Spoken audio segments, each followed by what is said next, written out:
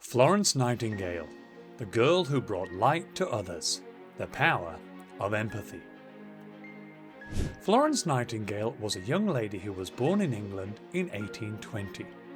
At that time, England was a beautiful land of rolling green hills, winding country roads and bustling market towns. Horse-drawn carriages rattled along the cobblestone streets. Farmers worked in vast open fields, and sailing ships crossed the oceans carrying goods from distant lands. As the sun began to set, families gathered around crackling fireplaces while candlelight flickered gently across the walls of their homes. Florence grew up in a grand country house surrounded by colourful gardens, towering oak trees, and endless stretches of countryside. She loved reading books, she loved exploring nature, and she loved asking questions about the world around her. But there was something that made Florence very different from other people. You see, she noticed how people were feeling. She noticed when somebody looked sad. She noticed when somebody looked worried. And she noticed when somebody needed help. One day, while walking through a town, Florence spotted an elderly man sitting quietly on a bench. His shoulders were slumped, his eyes stared at the ground, but people just walked past without even noticing him. But not Florence. She stopped and she wondered, I wonder how he's feeling. I wonder if he's feeling lonely, she thought. On another day, she saw a young girl crying beside the road after dropping her basket of apples. Apples rolled across the dusty street, and the girl looked so upset. I wonder how she's feeling, Florence thought, and without hesitation, she rushed over to help, giving her a hug and making her feel better. As Florence grew older, she began noticing something else. Many people around her were suffering. Some were poor, some were hungry, and some were sick. And every time she saw someone struggling, she asked herself the same question.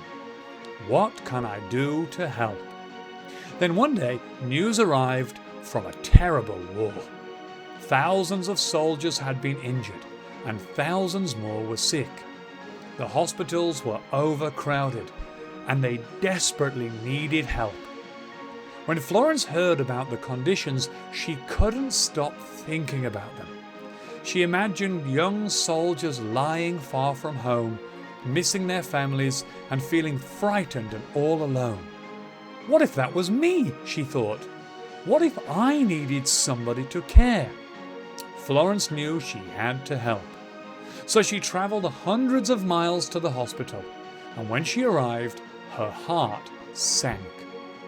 The long stone corridors were dark and gloomy. The rooms were crowded. The beds were packed tightly together. Many soldiers stared silently at the ceiling. Some looked frightened, others looked hopeless. Florence looked around and asked herself a question. If I were lying in one of these beds, what would I need the most? The answer was simple. They needed somebody to care. So Florence got to work. She listened to the soldiers, she comforted them, she helped improve the hospital, and she treated every person with kindness and respect. Then each evening, as darkness filled the hallways, Florence picked up a small lamp. Slowly she walked from bed to bed.